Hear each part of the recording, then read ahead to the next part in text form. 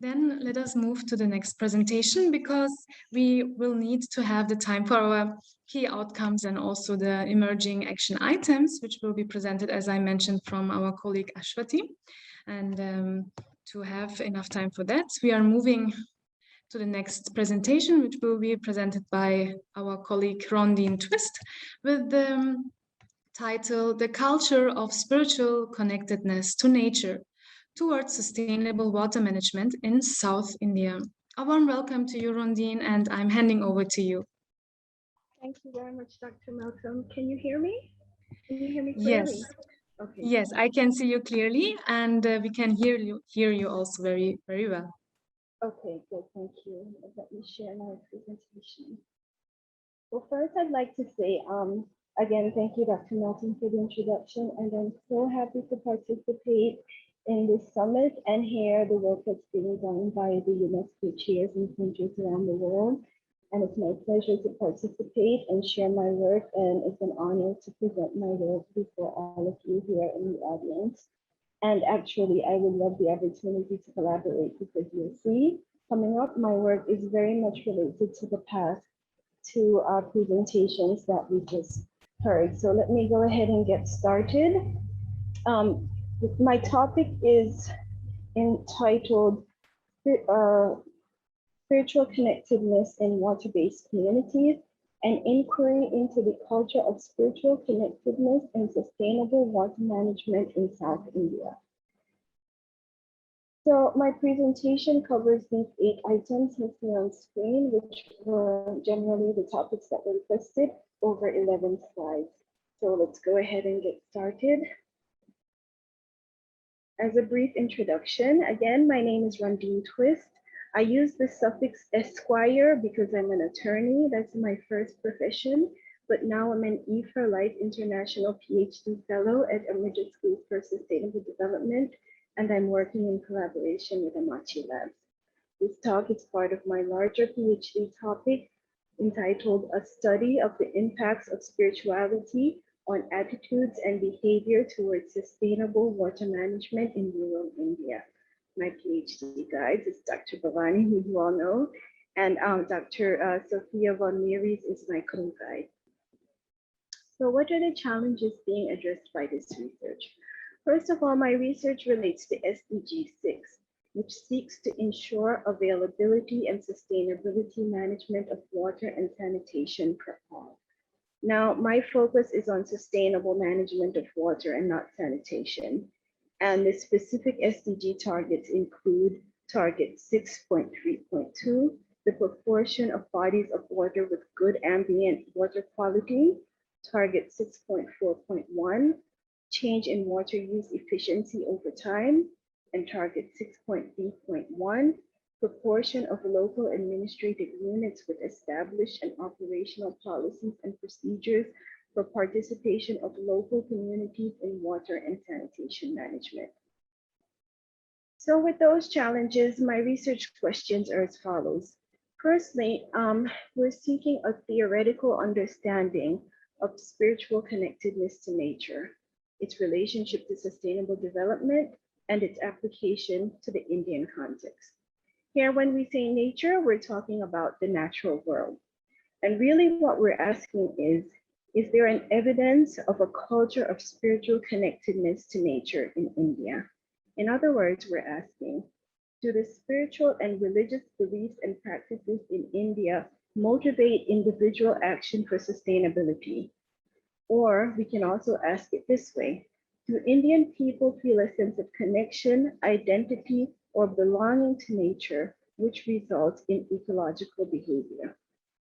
So those are the general theoretical questions. And this research defines spirituality as feelings of connectedness to oneself, to others, to nature, and the transcendent. And this applies in both the religious and the non-religious context. So this question that we're asking here, spiritual connectedness to nature, is one aspect of spirituality. There's the other aspects of connectedness to oneself, to others, and to the transcendent. Here we're looking at connectedness to nature. And the studies indicate that spiritual connectedness to nature is a predicator of well-being. So not only does it help to protect the environment, but, but it also helps with the well-being of the person. And studies also indicate that disconnection from the natural world may contribute to the destruction of the planet. So then moving to the more targeted, specific research questions, we're looking at spirituality and sustainability in the water-based communities of South India.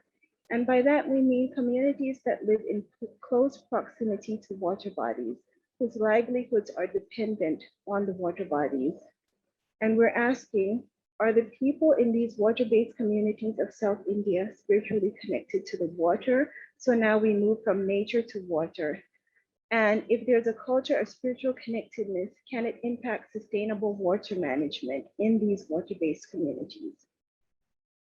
So how do we approach this challenge? Okay, I'm halfway through, thank you.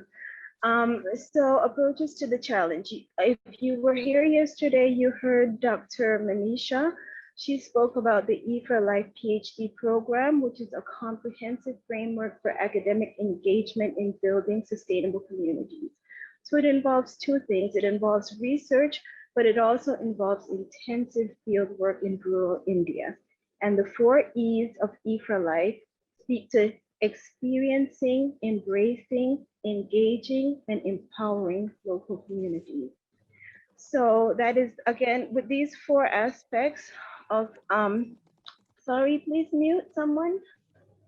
Okay, so there's the research aspect that now at an A++ research university, we have the academic rigor to understand how spirituality or spiritual connectedness can positively impact sustainability. And then the other aspect, the field work, here we go into the villages to embrace the traditional culture of spiritual connectedness, to empower the villagers to experience and engage in spiritually grounded techniques for sustainable water management. So what is the unique and innovative approach that we're taking here? Well, you see Amma on my screen. E4Life, or Education for Life, is inspired by our Chancellor. Amma, or Sri Mata Amrita Anandamayi Devi, inspires us to research practical and spiritual solutions to the sustainability challenges. And this research was inspired by an anecdote from Amma's life. The anecdote from Amma's life that I'm about to tell you about shows how spiritual connectedness to a river can result in the sustainable management of the river. So in December 2014, Amma spoke at the Vatican at the ceremony for the signing of the Joint Declaration of Religious Leaders Against Slavery. And this is what Amma said.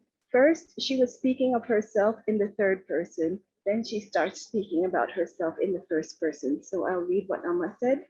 She said, when Amma was a child, her mother would say, never urinate in the river. The river is the divine mother. When we swam in the backwaters, even though the water was cold, remembering our mother's words, we could restrain ourselves. When we develop a reverential attitude towards a river, we will never defile it. Our respect to the river helps to keep it clean, and a clean river ultimately benefits everyone who uses it. This is the essence of our research. Based on Amma's mother's teaching that the river is the divine mother, the connectedness to nature, the connectedness to the river, there was respect for the river and they would not defile the river. So we see that connection between spirituality and sustainability. So those are our key findings I pretty much summarized. There's a strong traditional culture of spiritual connectedness to nature in India. Spiritual connectedness to nature and that reverential attitudes towards each other feed off of each other. And going now to the specific Indian water-based communities, that context, there in these South Indian water-based communities, the livelihoods, the economic, social, and cultural activity all revolve around the water bodies. So there's a traditional culture of reverence towards these water bodies. The livelihoods are dependent on the water in every single way. So the anecdote from Amma's life and the related research suggests that suggests that spiritual connection to water can leverage sustainable water management. But in recent times, we see that spiritual practices have been lost, not only due to Corona, maybe that's some part of it too, but they've just been eroding. And so the connectedness with nature has also been lost. Where spiritual connection has been lost, reconnecting people with nature can play a vital role in addressing the sustainability challenges. So quickly, let me talk about this summit's theme in relation to this research. What are the impacts on women? First, we want to understand how the day-to-day water stresses were exacerbated by COVID. The impacts on women we know are not limited to the personal challenges that women themselves face. Whatever impacts other family members in one way or another will impact the women. So where migrant workers were forced to return to their native places, this resulted in more consumption of water in the household, which became a stress on the women who are responsible to collect the water and manage the family's water usage. Almost finished. More frequent hand washing also increased water consumption. And surveys indicated that rural women had to work harder to get more water as a result of COVID. So it's already a stress to get water. COVID just made it even more difficult to get more water. So women who were isolated in the lockdown were cut off from social groups, which give them identity and power. So my last substantive slide here. So how do we transform the role of women after the pandemic? Well, as soon as possible after the pandemic, we will go into the villages and begin the E for Life training and interventions on spiritually grounded techniques for sustainable water management. Reconnecting women with nature will also empower the women to tackle the community water challenges themselves. And using the traditional culture, folklore, mythology, and mythology that are associated with water goddesses, this will provide the additional psychological benefits of spiritual connection with oneself, others, nature, and transcendent. That will impact all of that suppression that happened during the isolation. So I'd just like to acknowledge my guides, Dr. Bhavani and Dr. Sophia and Dr. Manisha, who's the chair of my doctoral committee. And this project has been funded by the E for Life International PhD Fellowship Program. And I extend gratitude to the Living Lives Program. So Amma says, spirituality is like the pearls and priceless treasures that lie hidden deep beneath the waters. The real treasures lie deep within. And what we're trying to do is to help these women in rural India, in these water-based communities, find the treasures that lie deep within themselves and empower them to handle their water challenges and get involved in sustainable water management. Thank you all, everyone, for listening, and sorry for going over a little bit, Dr. Nelson. I will cut off now.